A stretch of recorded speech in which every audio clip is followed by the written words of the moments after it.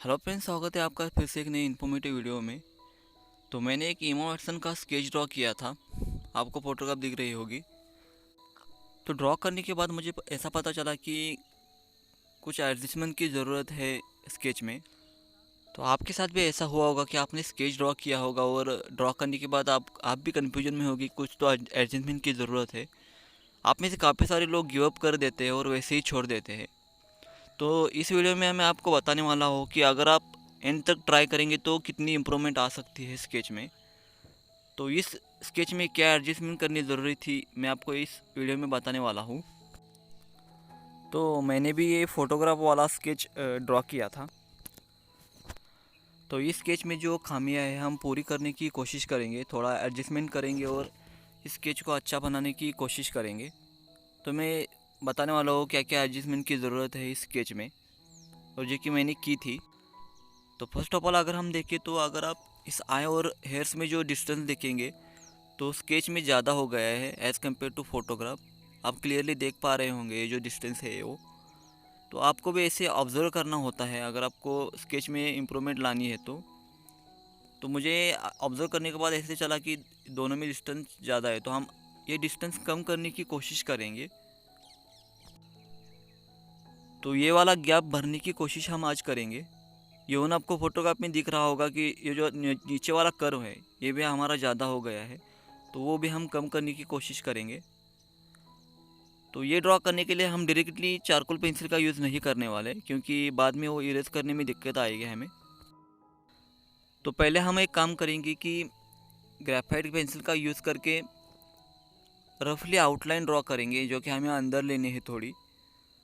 तो मैं graphite pencil का यूज़ करके आउटलाइन ड्रॉ कर लूँगा। जैसे कि हमें नीचे भी थोड़ी एडजस्टमेंट करनी है चीक के साइड में, तो वो भी हम थोड़ा अंदर ड्रॉ करेंगे। उसके बाद हम चारकोल पेंसिल का यूज़ करके उसे डार्क करने की कोशिश करेंगे। तो वो आउटलाइन में ड्रॉ कर लेता हूँ अब ग्रेफाइट पेंसिल से, ये वाली। तो चीक वाला पोर्शन ज़्यादा बाहर नहीं है फ़ोटो में, तो हम उसे भी अंदर लेंगे। तो मैं अब ड्रॉ कर लेता हूँ पेंसिल से आउटलाइन।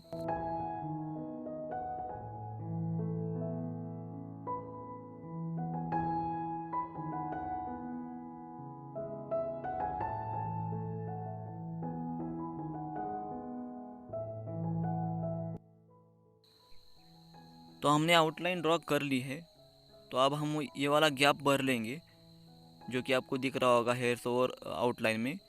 चारकोल पेंसिल का यूज़ करके हम उसे डार्क कर लेंगे, क्योंकि फ़ोटोग्राफ में ज़्यादा डार्क है वो पोर्शन, तो हम उसे डार्क कर लेते हैं अब।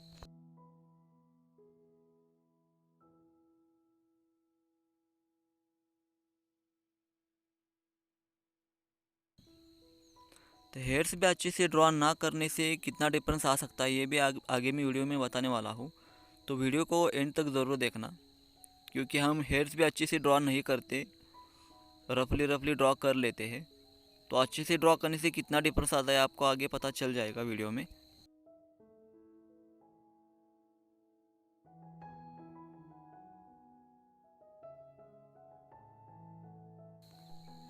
तो उस डार्क पार्ट को हम ब्लेंड कर लेते हैं ब्रश का यूज़ करके।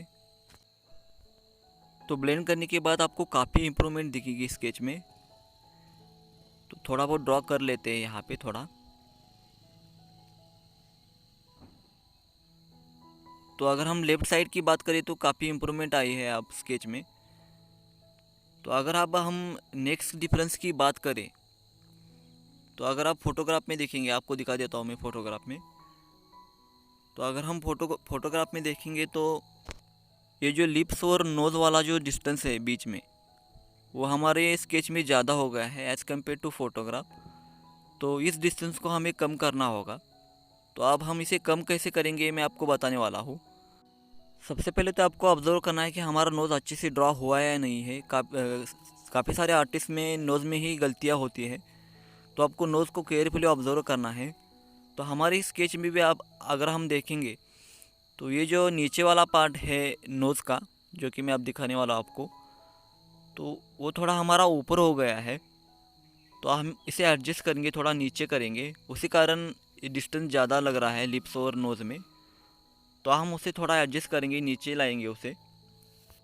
तो आपको केयरफुली ऑब्जर्व करना है मैं कैसे नोज़ ड्रॉ करता हूँ। तो पहले मैं थोड़ा इरेज करूँगा नीचे वाला पार्ट और बाद में उसे ड्रॉ करूँगा। तो देखिए मैं कैसे ड्रॉ करता हूँ अब।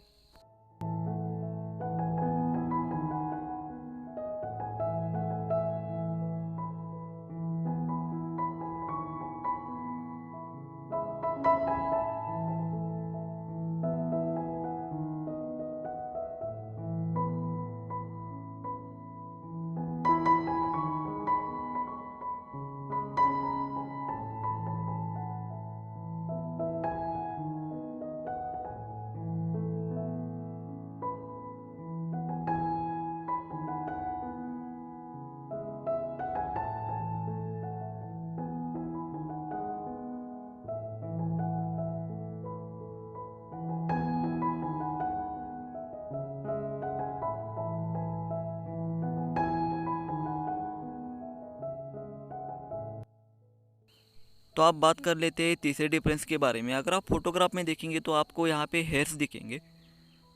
तो अगर आप में पेशेंस नहीं है तो आप ऐसे ही हेयर्स ड्रॉ कर लेते हैं और थोड़े हेयर्स छोड़ देते हैं। तो वो वाले हेयर्स ड्रॉ करने के बाद कितना डिफरेंस आता है आपको एंड में पता चल जाएगा।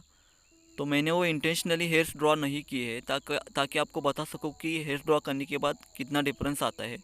तो अगर आप फोटोग्राफ को देखेंगे तो आपको थोड़ा मेल टाइप दिखेगा वो फेस, लेकिन वो हेयर्स ड्रॉ करने के बाद काफ़ी इम्प्रूवमेंट आएगी स्केच में। तो वो वाले हेयर्स में चारकोल पेंसिल्स का यूज़ करके ड्रॉ करने वाला हूँ। आपको भी केयरफुली ऑब्जर्व करके ड्रॉ करना है उस हेयर्स को, क्योंकि हम फेस पे ड्रॉ करने वाले हैं उन हेयर्स को। तो देखिए मैं कैसे ड्रॉ करता, उन हेयर्स को केयरफुली ऑब्जर्व कीजिएगा।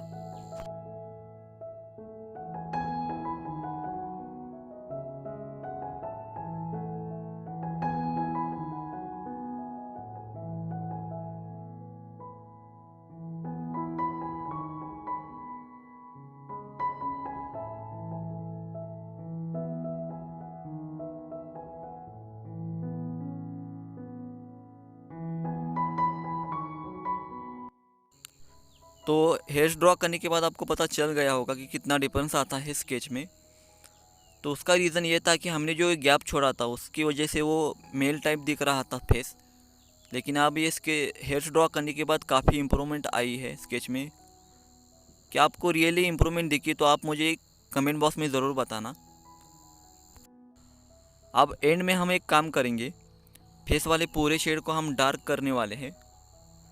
तो शेड को पूरा डार्क करने के बाद भी कितनी इम्प्रूवमेंट आती है आपको पता चल जाएगा। तो अब हम पूरे फेस के शेड को डार्क करेंगे, इवन हम आईज़ और आईब्रोज भी डार्क करेंगे।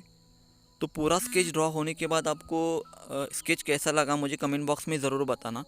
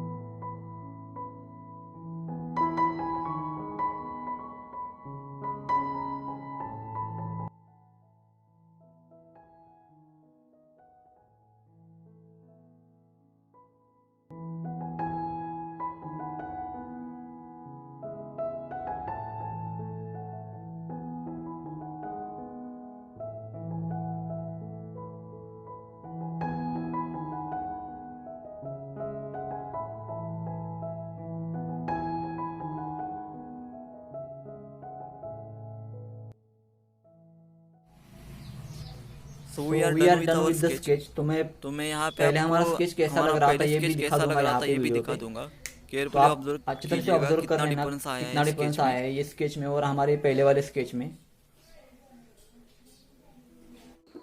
तो मेरा ये वीडियो बनाने का मोटो ये था कि अगर आप स्केच ड्रॉ करते हैं और एट द एंड आप अच्छी तरह से ड्रॉ नहीं कर पाते तो गिव अप कर लेते हैं, उसमें एडजस्टमेंट नहीं करते और वैसे ही छोड़ देते हैं स्केच को।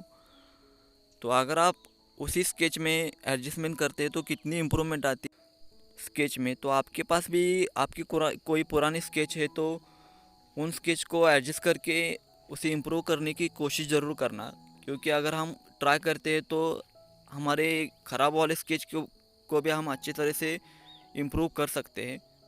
तो आई होप गाइस आपको ये वीडियो अच्छी लगी होगी। तो वीडियो अच्छी लगी तो वीडियो को लाइक ज़रूर करना और चैनल को सब्सक्राइब भी कर लेना।